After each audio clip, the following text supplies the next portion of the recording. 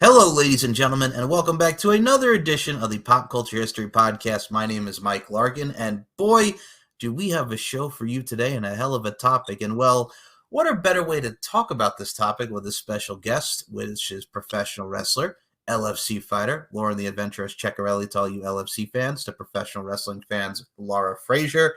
And we're born to make you happy. How are you, Laura? I'm doing great. How about you?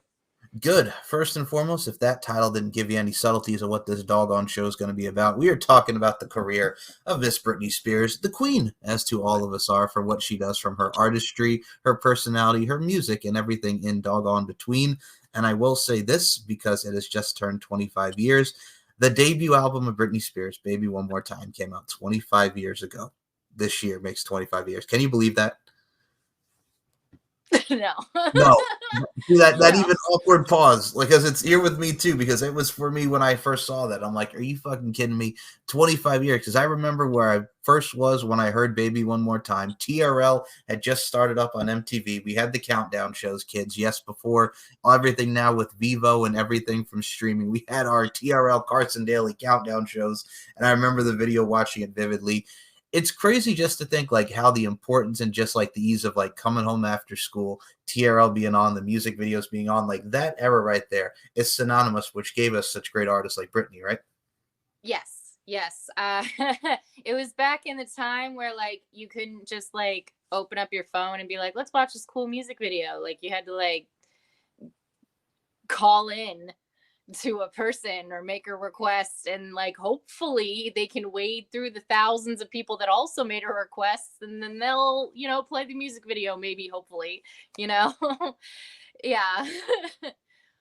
It's when you get on your phone, you're like, hi, my name is so-and-so, and I just wanted to request Britney Spears' Baby One More Time because I want to do it, Baby One More Time. Woo, like the friggin' TRL in the corner of the video, them just requesting it outside the wall. Like, that's how it was back in the day, folks. But that gave us so many great memories, and it's one a huge part of the career that really bigged up the, so to speak, career of Britney Spears. I mean, even before this, and I will say this, probably the year she was on the Mickey Mouse Club, I was probably like, geez, like, a year or two old, because I was at like 93, 94 when she was there with JC Chasez, Christina Aguilera, Ryan Gosling, and Justin Timberlake, right? Mm-hmm. Oh my goodness. Like, do you remember even like memories of watching the Mickey Mouse Club? Because I remember, and I think those can attest to this, it used to be on like reruns at the most oddest times. It was on like Saturday at like 2:00 in the morning. And before that it was actually Zorro, which came at 1 a.m. like the old school Zorro TV show before we had, Antonio Banderas and the Mask of Zorro and the Legend of Zorro movies. Do you recall seeing the Mickey Mouse Club reruns? A couple of times, yes, on sleepless nights where I could like sneak out of my room and watch the TV, but like those were few and far between. But yes, I have like phantom memories of that. That's the thing too. It's just, I think, because as a young man, and God rest my grandparents' soul, that was it. When my mom wasn't around, like, your grandparents would let you do any doggone thing, but those times are very much cherished and precious and appreciated. And I think around that time period too, as well, as not only was it cool, like, mind you, we've seen it years later, her Star Search performance with Ed McMahon and her as a young girl on that show.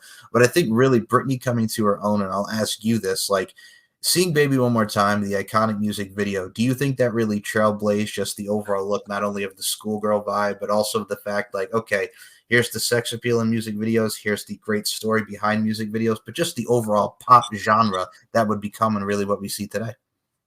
I really think so. Yeah, I really think it did like kind of lay a foundation. Like she was kind of building upon what like Madonna did, who was building upon someone else. And, like, I think she definitely added a layer there that, like, you can just really see with anyone who's a big name right now today.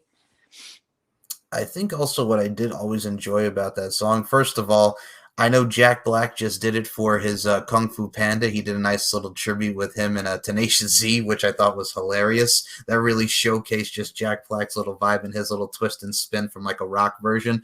I remember Bowling for Soup did a nice little cover of it for the Freaky Friday soundtrack with Lindsay Lohan and, dare I say, Jamie Lee Curtis, and dare I say, Chad Michael Murray going outside the house singing Hit Me Baby One More Time before being tackled by Lindsay Lohan's character in the Freaky Friday movie. Like, there's so many different ways that people people really put their little spin on Hit Me Baby One More Time. And I think why it's so iconic just for that song, besides the beat in the video, it just has a good vibe to it, like we see with music in any type of film, pop culture, and genre. Like the vibe goes a long way with what the song is, and it was really synonymous for just not only great pop, but it makes you feel good when you listen to it, man. It has a good vibe to it, if that makes sense.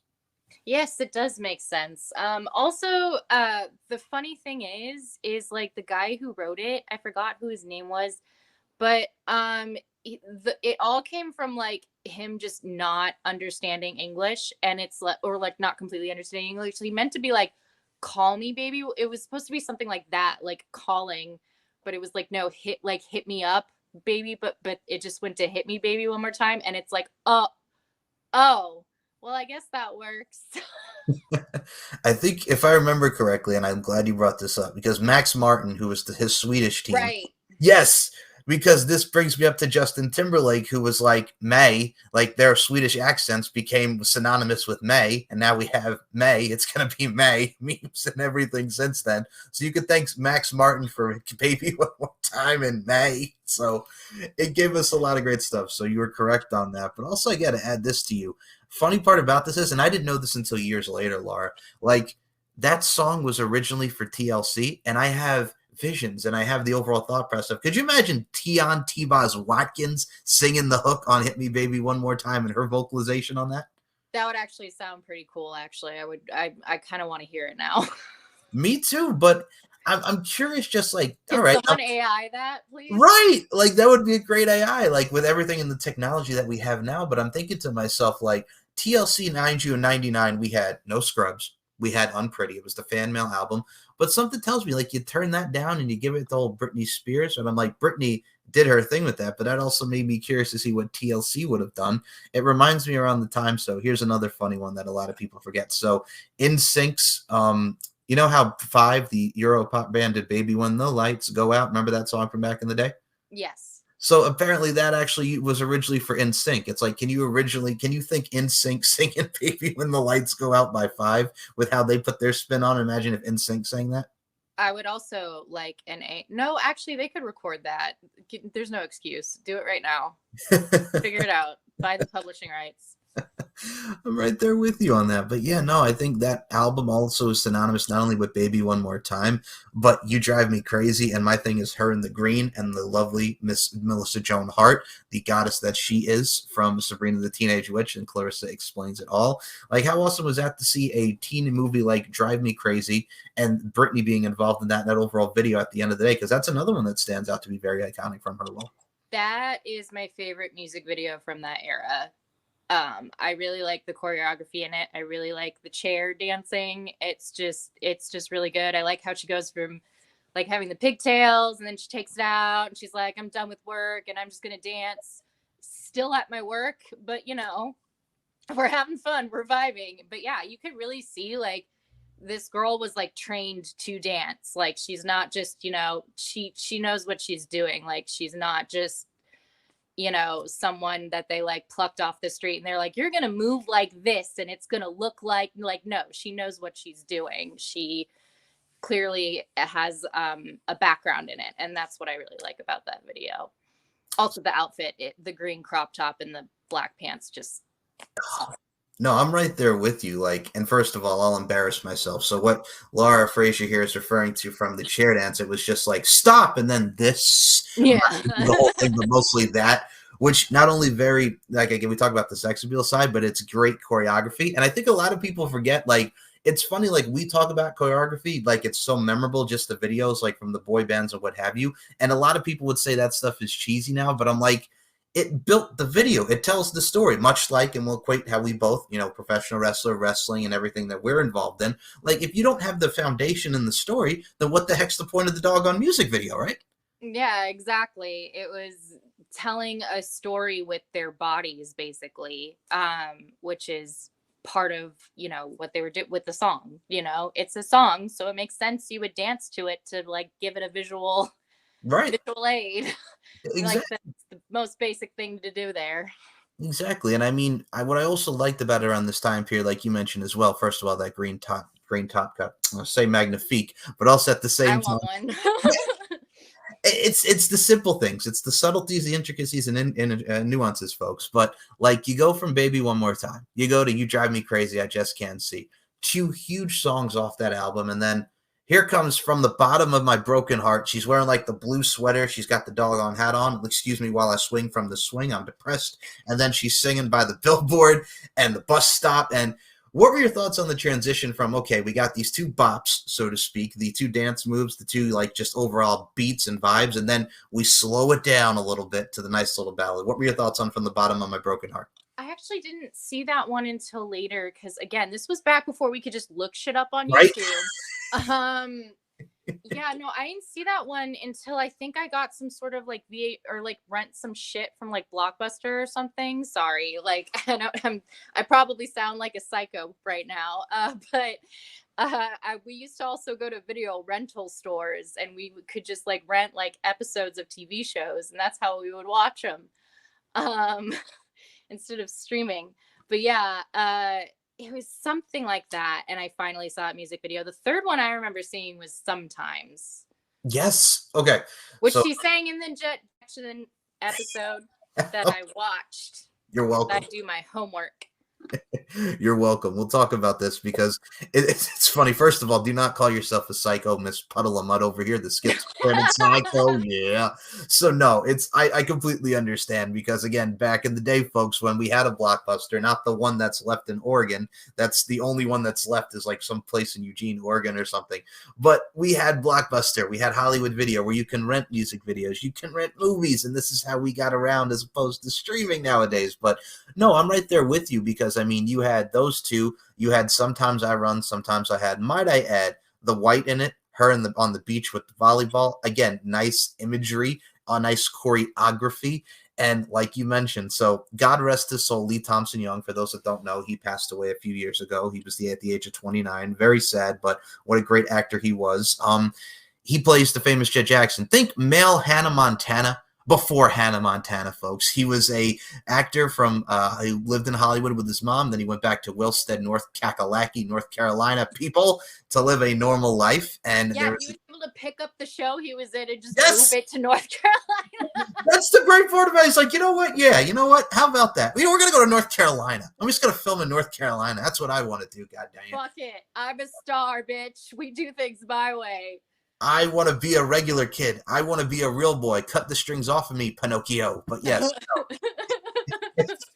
That was the premise of the show. So the episode in question, since I sent it to this one, because if anyone could appreciate this, it would be the Adventure X over here. So it starts out where we got to find ideas for the dance. And then he's like, okay, we're going to do a school dance. We're going to do it at this abandoned, like, first of all, the spooky abandoned, like, all right, we're going to go to this spot, the abandoned, whatever it is, the warehouse and shit. Like, not creepy at all. We want to see what's happened. We're curious because that's what we are. Especially that year. Like, I understand now. It's like, oh, there's this cool empty barn venue that I saw on Instagram. But like then it's like, if you tell me we're having a dance in a barn, I'm going to panic. Like, what are you talking about? What are you talking about? Maybe because I was like a different age, but you know what I mean? No, like, well, all right, hold on here now. Now you're putting the mathematics in my head here. So in 1999, I was 7. So yes, if you were telling me we were doing it at a dance or an event at a barn that was haunted, like, you're not getting my second grade ass to go there for. No. No, exactly. No, is it haunted by a cow? Like, what? I'm not prepared for this. Exactly. But yeah, nowadays everybody can look it up on the internet and stuff, and it's like, okay, yeah, we can do some ghost hunting. We'll get everything. Like, it's like a big ghost hunting type of vibe in episode of all at all. But yeah, they go to that, and the girl who's pissed that, you know, it's like, well, I do these events each and every time before you came here, Jet. And then he's like, well, I'm going to get Britney Spears. Okay, I only talked to her once, but here's a shot in the dark. Let's see what happens. So honestly, I believe a teenage boy in that position would probably do something that stupid. Oh yes, I mean, well, if you're Jet, like I talked to her once, but we like totally hit it off. We just said hi, but like I could just tell we just hit it off. You know, he's a superstar. He's Jet Jackson, of course. Yeah, he's connected. Yeah. So we get to that, and then we get to the whole thing where it's just like, okay, JB, his friend, is just like, all right, I'm going to write Britney Spears like 10 million times, and all right, come on down, girl. And then here she comes to the barn. She's singing sometimes in this amazing outfit. And she's like, well, I got the fan mail and somebody told me I should urgently come here. And then he's like, I love you, man. No, I love you, man. And then we get this freaking performance and it's awesome. And just a lot of stuff. I will say this. I'll put the link in the description. Watch the episode because for its time, it was very funny, but it was also very cool to see one of the early acting spots of Britney Spears.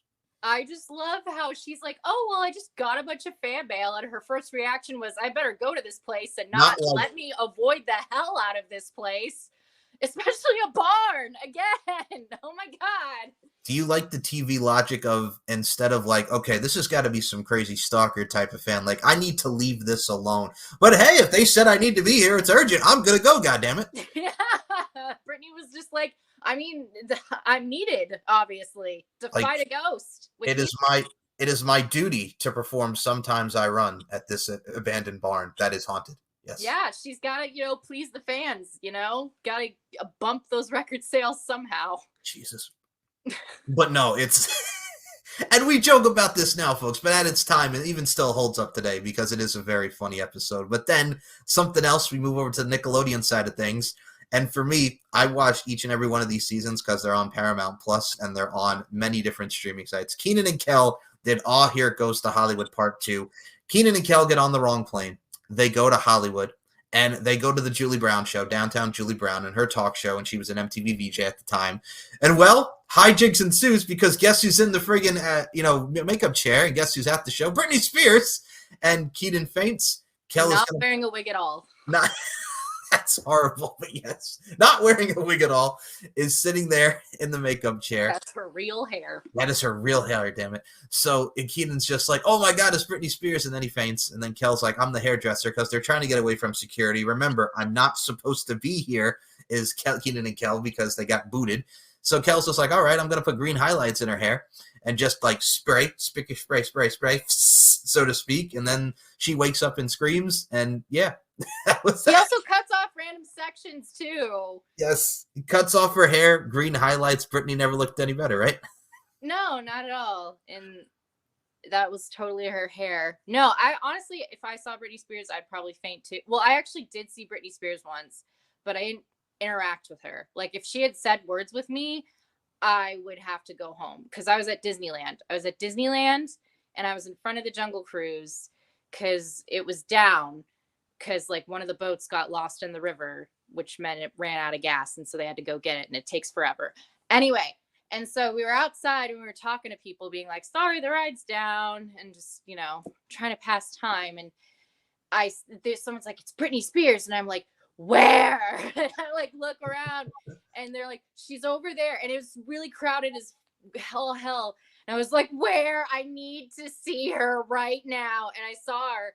And she walked by and I saw like the back of her head. I like saw her profile and like the back of her head. And I was like, okay, that was great. That was the greatest day of my life. But yeah. What were we talking about? Oh yeah. Kenan and Kel. Nah, you're fine. But yeah, no, if she had said words to me, I would have definitely had the same reaction Kenan did. Like I can't even judge. No, I'm right there with you just to the fact, like, again, just it's classic Nickelodeon at the time, but also number two, like, when you're featuring her in, like, the hijinks of getting her hair cut, getting, like, Kel, like, cutting off her hair, Kel with the green, dye and whatever, just green spray and all that crap. And like, the clips. Like, that stuff just, like, it's funny, it's hijinks, but it's also very comedic as well, but also at the same time, too, again, you're promoting Nickelodeon, you're promoting Disney, you're promoting TRL, and I was telling you before I came on this, so you're more of a Nickelodeon kid, as was I, but we watched both. Like, I remember Disney in concerts, which is so funny to me that people around our age are still, like, putting a petition, like, Disney should get Disney in concert back on the Disney Channel or Disney Plus or something, because those were classics. Like NSYNC was on 98 Degrees, Samantha Mumba, for God's sake, Backstreet Boys, 5, Youngstown, we'll be here all day. But Britney had one, and it was her and Joey McIntyre, who had a solo career at the time with songs like Stay the Same and Cry. This is when New Kids were officially just like in this direction. And Jordan Knight had a song called Give It to You back in the day in 99. So she did a Disney concert, which not bad as well. But I think for me, not only that performance, but do you remember the MTV 99 VMAs with her and NSYNC in that infamous performance at that VMAs? Yes. Oh, the school, like it's very school-esque, the stage set, and then they're dancing and she's doing the whole Baby One More Time, which is a great mix, and then NSYNC came out.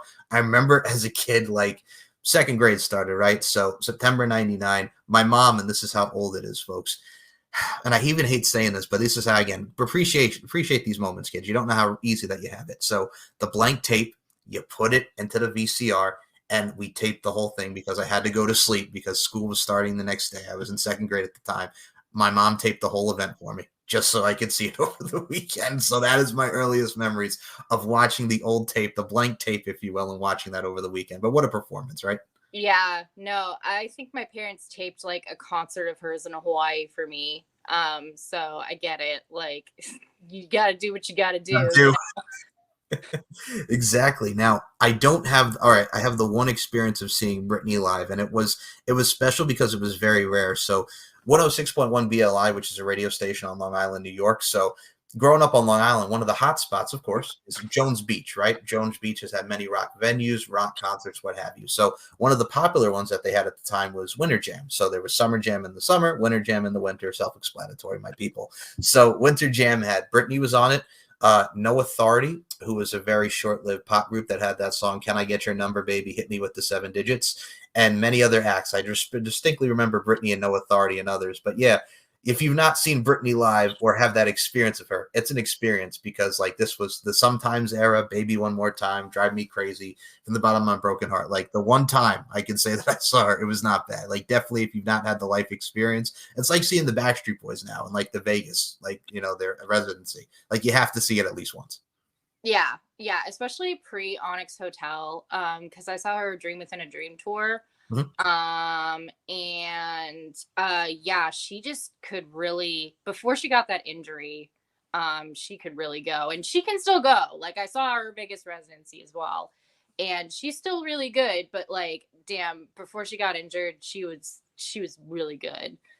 Like, as a dancer, she could do backflips and shit. Like, she was good.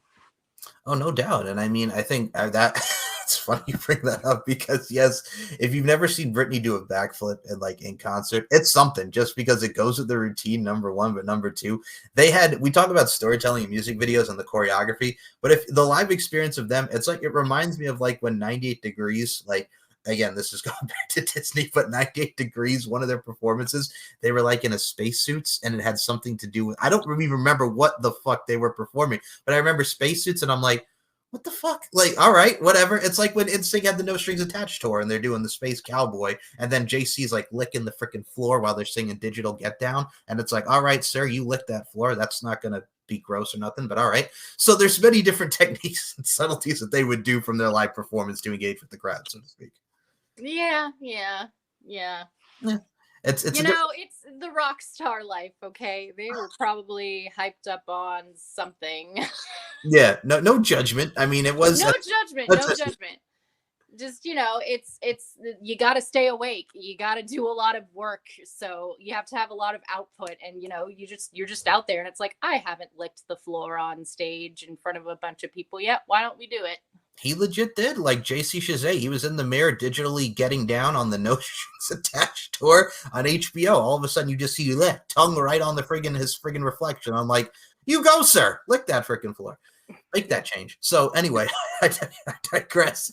So we go from Britney in that particular time period. And one thing I will say, banger after banger after banger, as so to speak, with Britney Spears from the first album. Like we mentioned, Born to Make You Happy, Soda Pop, Bop, She Bop, She Bop, The Clock is Ticking and We Can't Stop, Email My Heart, and the beat goes on. Like that whole like first album, and we'll talk about the albums here now. Like that first album, 25 years still holds up, right? Oh, totally, totally. There's a lot to it to appreciate more now as an adult. I think just how, like, because it wasn't like strictly like super like bubblegum pop. There was like a funk to it, which is why I want to hear TLC sing Baby One More Time now that you put that in my fucking head. But yeah, it was just very cool and very funky, and I really liked when Britney was working with a lot of more black artists. I think it suited her voice more, and it just, the music sounded cooler, you know.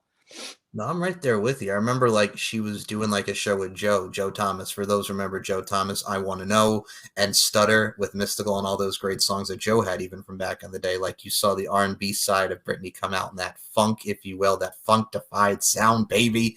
And I mean, once we got to Oops, I Did It Again, did you like the transition? And I've always said this, like Britney from like the teeny bopper, and then you see like this grown ass woman talking about Oops, I Did It Again, which is still one of the most iconic doggone videos ever. Oh And yeah. just everything from that album, like Don't Let Me Be the Last to Know, Stronger Than Yesterday, like the choreography even in those albums and those songs, and of course dare I even mention Lucky People, Hello, like everything went into it, so meaningful, right?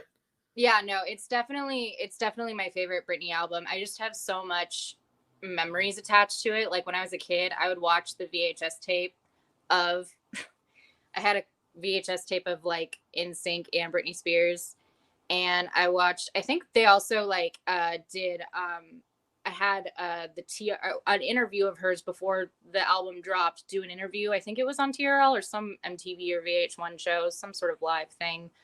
Um, and she was talking about the new album. And yeah, no, I have so many like that.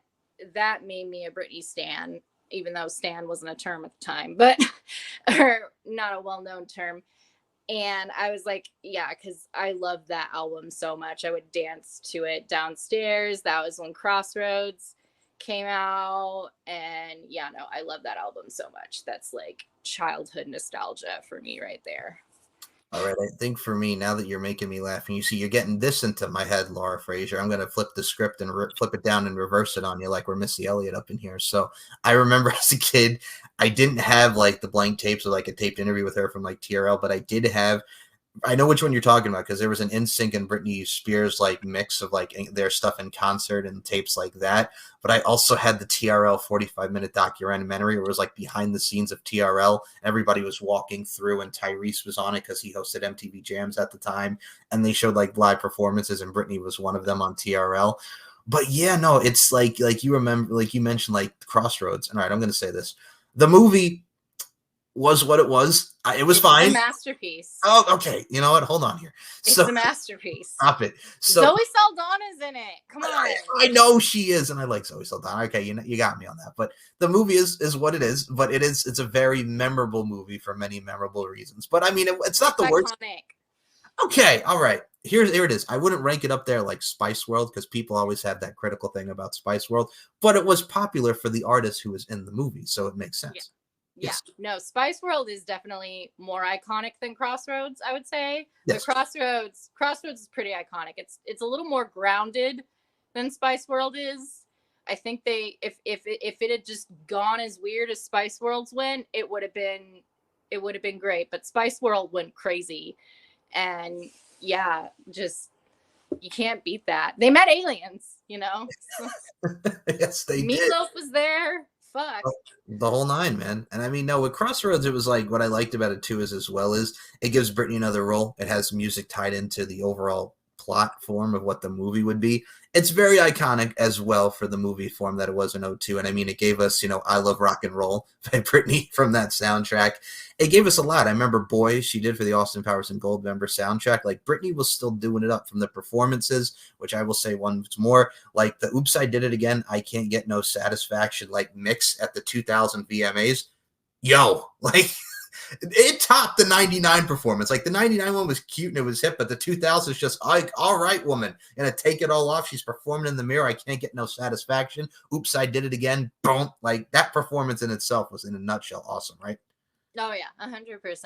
Yeah, no, she was quite the performer, and I don't think she gets enough credit for just how goddamn good she was at performing, and how like she was great. Like no one could touch her. Like there were a lot of really talented like vocalists and like songwriters, but when it came to just like straight performing, like she was on top. Now, I ask you, because we talk about entrances that really make everything from the performance side of things. But, Laura Frazier, I have to ask you, we go from the Schools type of vibes with her and NSYNC. We go from I Can't Get No Satisfaction and Oops, I Did It Again, the overall synergy of that. But would you put a doggone snake on your freaking shoulder the whole entire performance. I'm a slave for you, baby. Let's talk about it. Because that I just remember when she came out with the snake, I'm like, oh my God. Like, number one, cool. But number two, I'm like, that's a fucking snake, woman. Yeah, yeah. She said he like gave her hives or some shit too, which is wild. Yeah. But yeah, like or something like it. I would be like, okay, how much money am I getting paid? Okay, cool, we rock. Okay, and it ended up being a huge pop culture moment. So really, who lost? This is Not true. Britney. No, not at all. And I think when we go from Baby One More Time to Oops, I Did It Again album to the Britney album, which again, we're still at the hot, we're at the peak here with Britney Spears doing her thing. And for me, like you talk about this thing and the iconic performances, and then this woman, we up this bitch because we go from Britney Spears, we got Christina Aguilera, you know where I'm going with this. And then here comes freaking Madonna, and then we have ourselves a trio, a trace, a 14 almost of a kiss, a lip lock city, three-way. My goodness. And no one remembered poor Christina Aguilera in that whole scenario. No one remembered. I'm like, bitch got it on it too. How dare you? That Christina Aguilera is an amazing vocalist. Yes. Okay. Wait. You're making me laugh, and I love you for this because you can appreciate this too. The imagery, if you mention this moment that we're talking about, Madonna and them are performing, they do the kiss. It always goes back to the Britney photo. It's like Christina. Get the always here. It's cause Justin reacted to it. He had a reaction to it. He had that like John Cena like moment to it. And I guess, you know, Christina didn't have like a famous ex like also guffawing at it. And it's like, whatever. Christina's iconic too, though.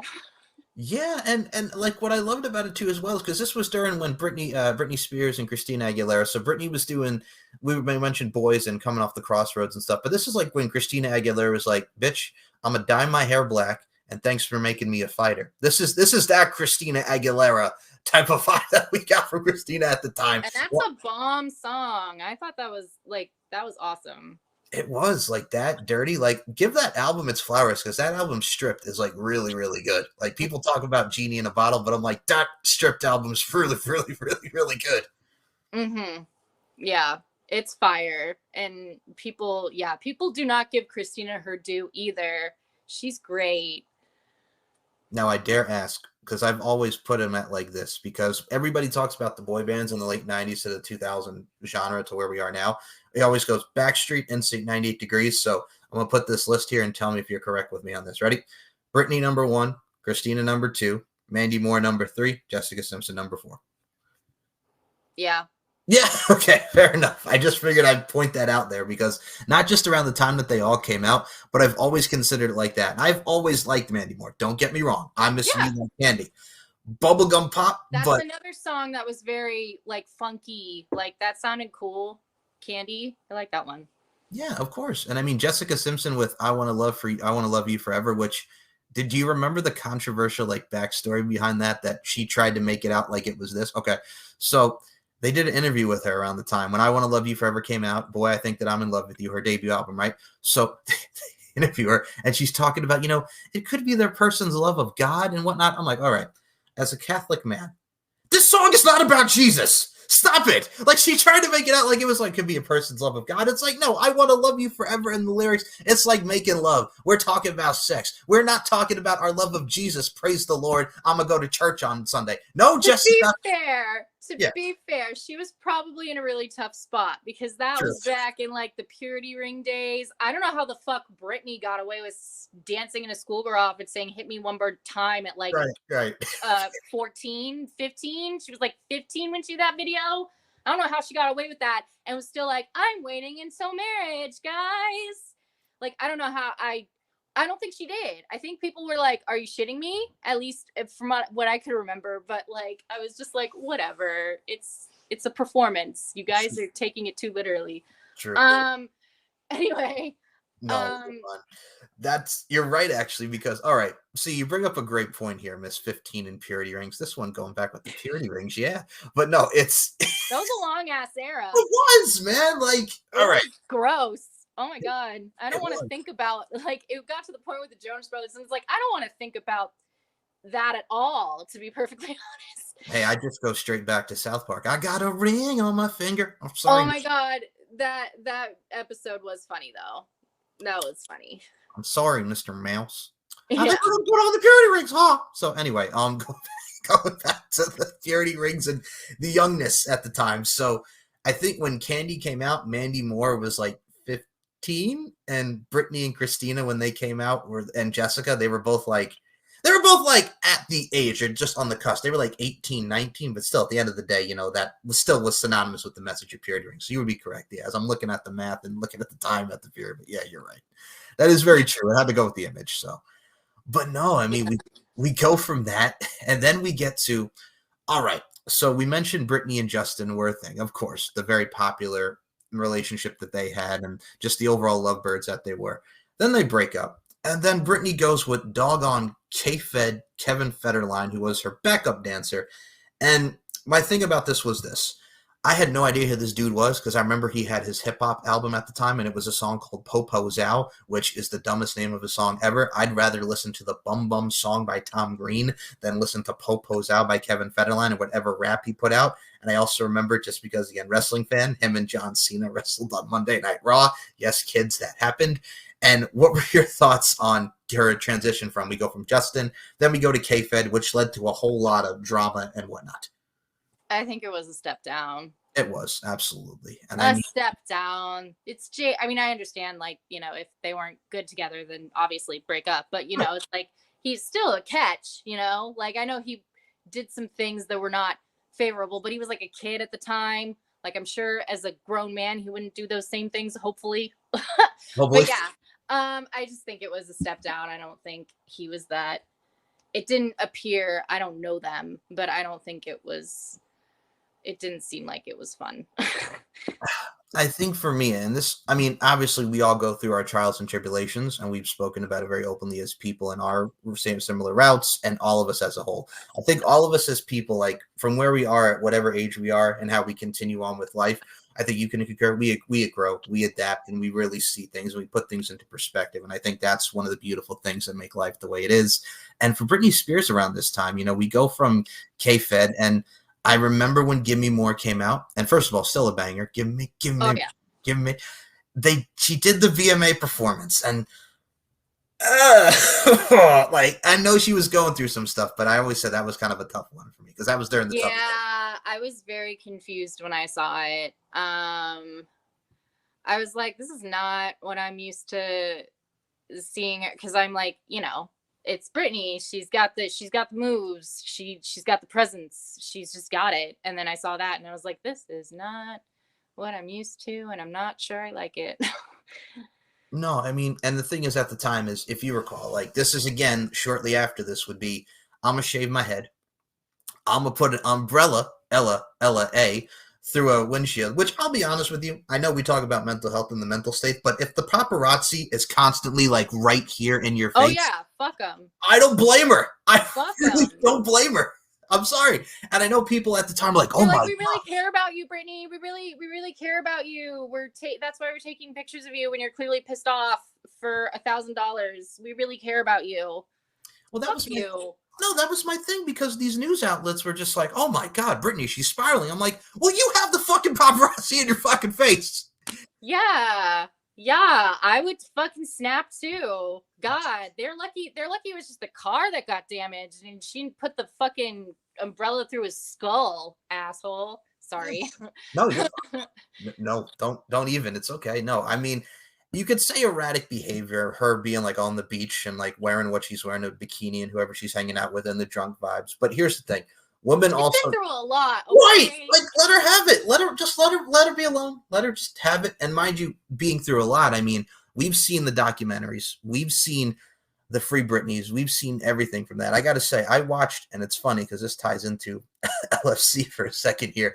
Like, my entire plane ride for the first LFC event that you and I were both at, I will tell you straight up, to kill the time, because from East Coast to West Coast, Vegas is a long ass flight, folks. So I had saved on my Netflix like a couple comedy specials, a couple of whatever, and I had the Free Britney, the Britney Spears documentary, and I watched that whole entire thing in the plane ride, and oh my God, like, it explains a lot. her freaking family, what the actual fuck? This whole entire thing, that poor woman, like, she really had it rough, number one, but also number two, just everything piled up into one. I can see why she went through and how the behavior she had, because it's just so fucked up, man. Yeah, for real. Like, oh my gosh. Like, people want to be like, well, she, made millions of dollars. And it's like, yeah, by exploiting the crap out of herself, and her family exploiting the crap out of her. Like, yeah, she has all this money, but like, what did she have to do to get it? Didn't seem like it was a whole lot of fun. If I'm being honest, some of it seemed a lot like fun, but what we saw seemed like fun. What we didn't see, that doesn't sound like fun. Sorry. No, I'm right there with you. It's like, again, we both grow up on this, and a lot of the 90s babies can test us on this.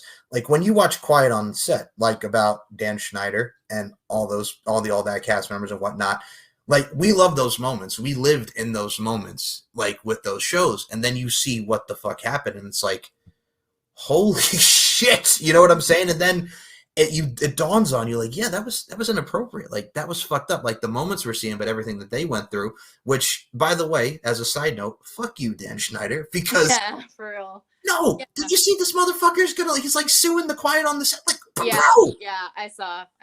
Yeah, I'm Bro. like, okay, fine, whatever. Do you see how that does? He like still has this idea that he's like gonna work again, and I'm like, dude, just take the money and go, like, cut and run. Like, you don't need to keep making stuff.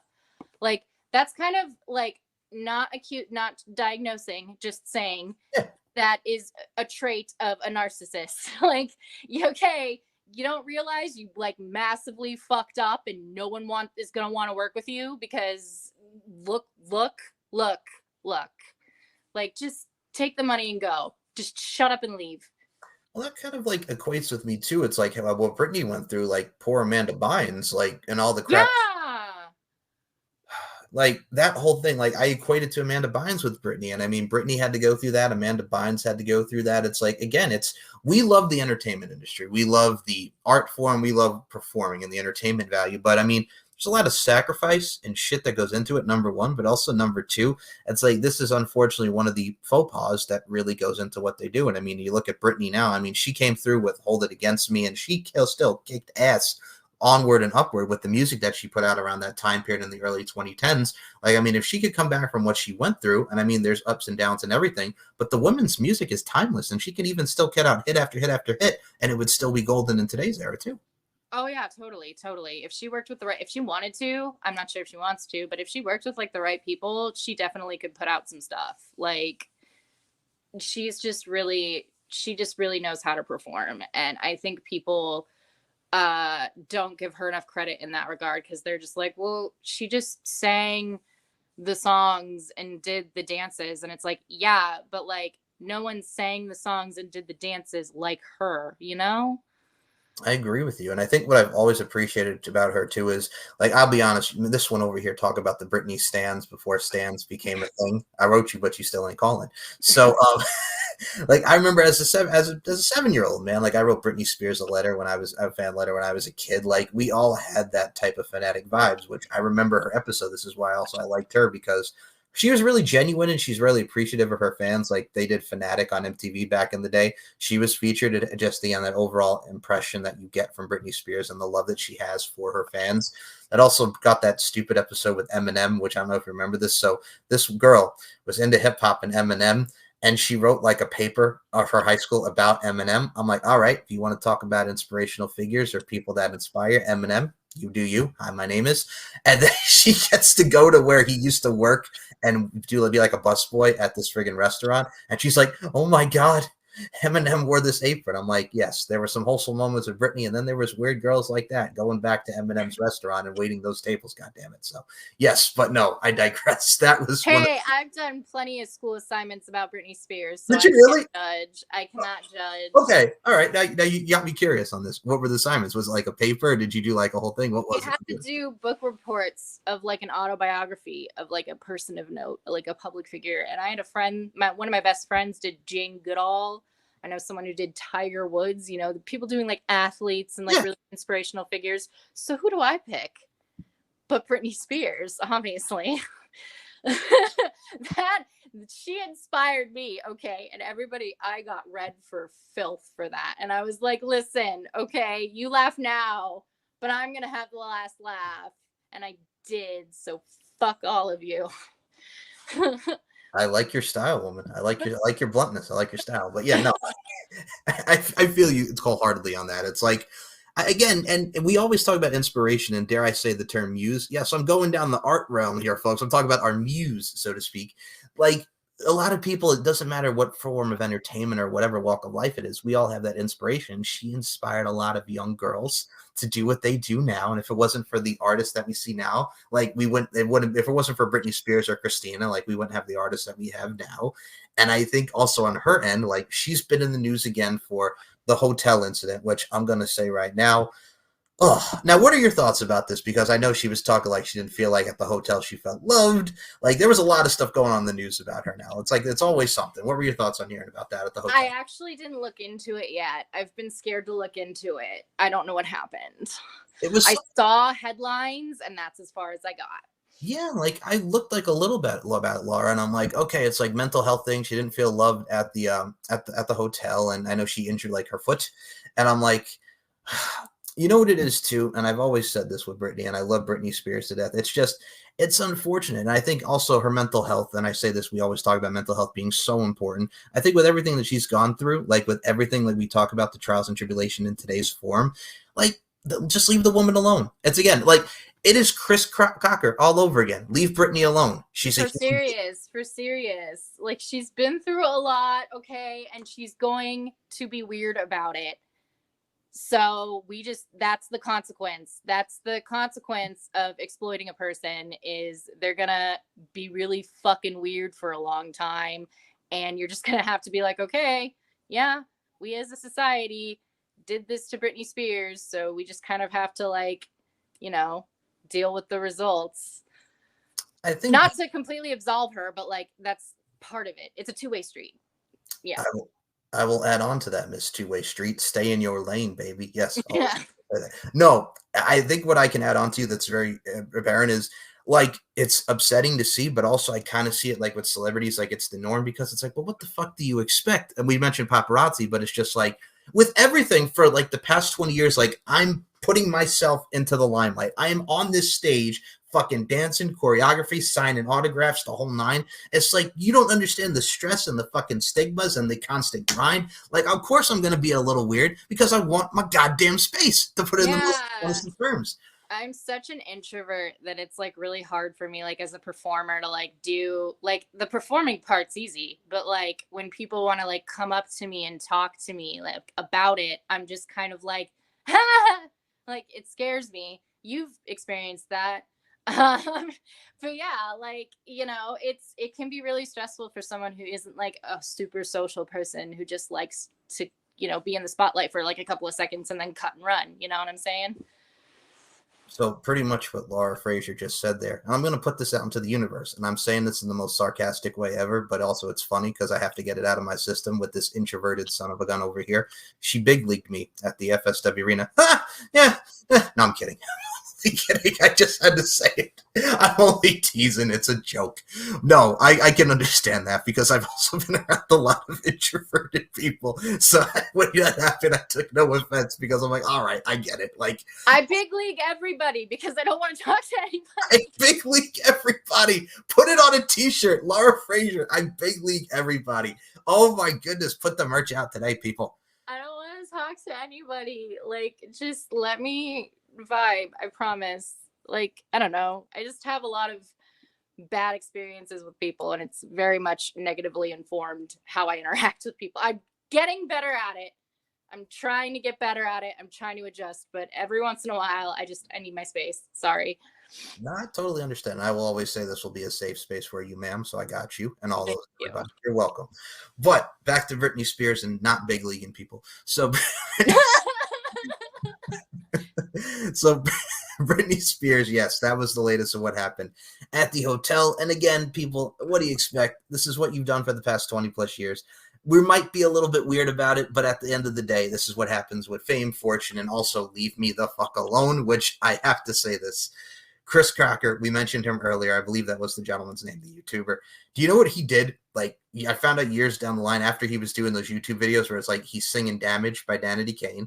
He'd leave Britney alone, and he's doing all these videos on YouTube. Do you know what field he went into not long after that? Because I found this out after, like, they did an article about viral videos, and obviously that went viral back in the day. You know what he went up to, like, afterwards, after, like, that infamous video?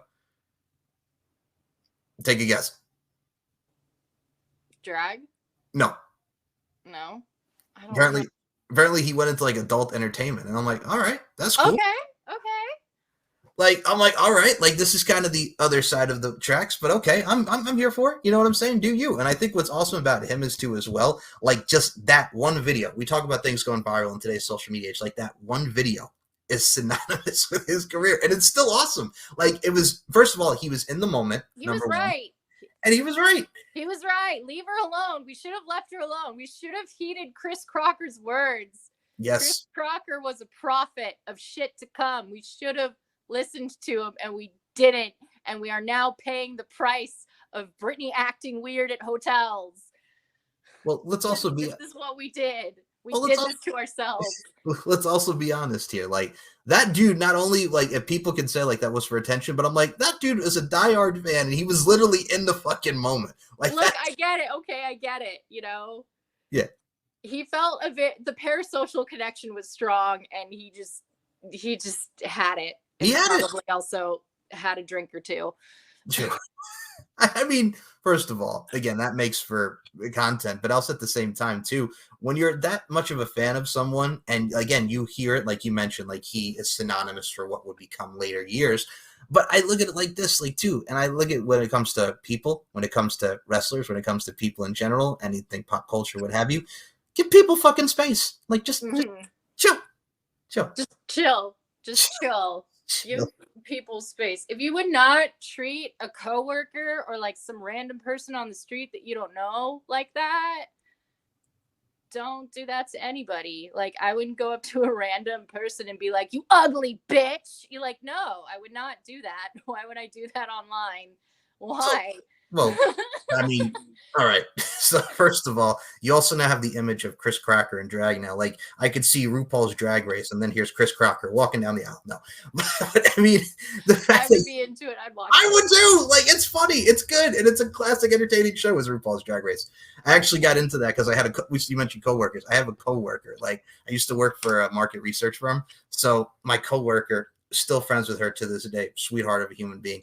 Every time I would talk to her, she would like tell me about RuPaul's Drag Race. And I'm like, all right, I'll watch one episode because you keep talking about it. And I got to say, what a fucking presentation. Like, what a fucking presentation. And it's just funny. I digress.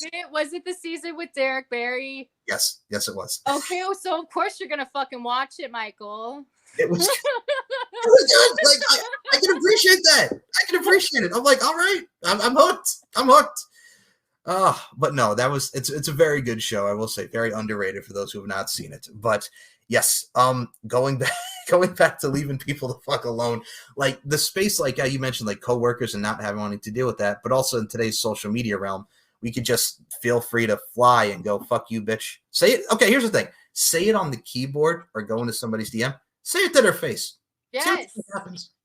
Yes. If you cannot say it to my face, do not say it online. Or else I'll just ignore you. Like, you're not gonna get what you want out of it. Sorry, you're not gonna get my attention. It's gonna make me do the opposite. It's gonna make me not want to give you attention because you clearly are going about it a wild ass way. It's like I have keyboard fingers. God damn it! I have keyboard fingers too. Block. Beautifully stated, man, and so eloquently and bluntly stated. So I will say this: a couple final things on Britney before we move on to our segue for the LFC podcast, because this one again was an amazing action, and we'll segue to that after we are done with this topic. But Britney Spears, if you had to pick, and I know it's tough because it's 20 plus years of songs, and we mentioned a lot of great videos that are very meaningful, that have great subject matter to it, that is really relevant in today's day and age. Favorite Britney song and favorite Britney music video. Okay. Well, Oops, I Did It Again is my favorite video just because my whole personality was that music video for like a good couple of months when I was a kid. So no other music video took over my personality like that music video did. So that is obviously my favorite. Crazy is a close second though. And then, oh God, favorite Britney song. Oh God, she said so many bangers. Fuck. Actually, I'm not gonna go with a banger. I'm gonna go with Every Time. Is every time? All right. Okay. Fair enough. Fair enough. I like that. Again, for me, it's very hard too because also like the "Oops, I Did It Again" album, like Stronger when she's that fucking chair routine and she's walking in the rain in that black dress. Oh my goodness. All right. See now, I'm even making my own question sound tough. So all right, music video like Lucky is up there just because like it's her looking into her life and it's very apparent of what we all go through and it's an emotional roller coaster ride from beginning to end. Oops, I Did It Again for just the red and just like the white and just the overall choreography. In space, and they have the necklace from the Titanic, and I did the Titanic routine. What the fuck is happening? I don't know. Why does it sound like there's a train on Mars? Who the fuck knows? It was in the song, and we decided to set the music video in Mars, so fuck it. And also the fact that I love that you brought that up because then they're like, what's going on there, Space Cadet? What's going on up there? It seems to be a girl. Oh yeah, the fucking stone with the album cover on it. Why? What is this? Why? That never came up. I don't know. Never got an explanation for that.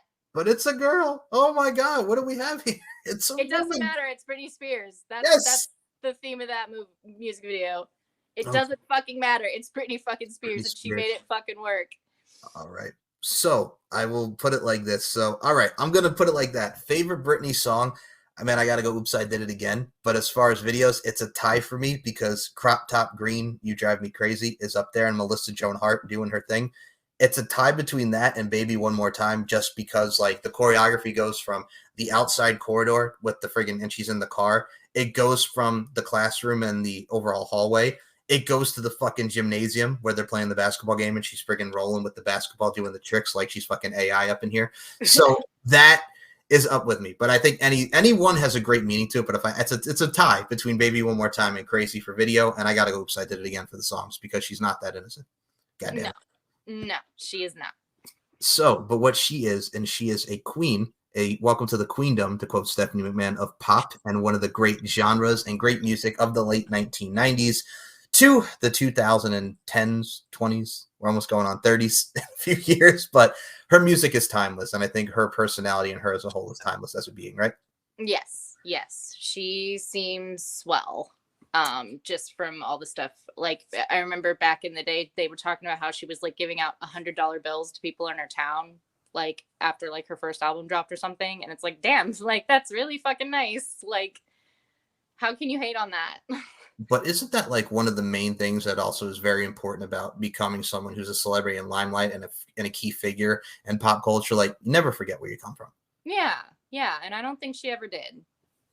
Well, what she did do was blow our minds, gave us memories, gave us moments, and God damn it, I will put my umbrella through your car and get the fuck away from me. So yes, many great moments, and Britney Spears is a treasure, as each and every one of you all are treasures for listening to this Pop Culture History podcast. I hope we took a great trip down memory lane with you, talk about concerts, Jet Jackson. I will go to that abandoned barn, and I will sing sometimes until I can't sing no more. And Keaton and Kel, and all these great memories. So before we close this out, Laura, as always, it's a pleasure and a privilege. We'll definitely do more pop culture shows in the future. I definitely want to include you more because this has been a blast tonight. Thank you. You're very welcome. So sorry, the lighting changed dramatically. The sun's going down. That's the beautiful part of day to night, baby. Sun goes down. What? So anyway, before we close this out, all laughs, all entertaining, all fun. Where can we follow you on the social media, man? Everything's pretty much at Laura Fraser Kick. If it's not at Laura Fraser Kick, don't worry about it. Yeah.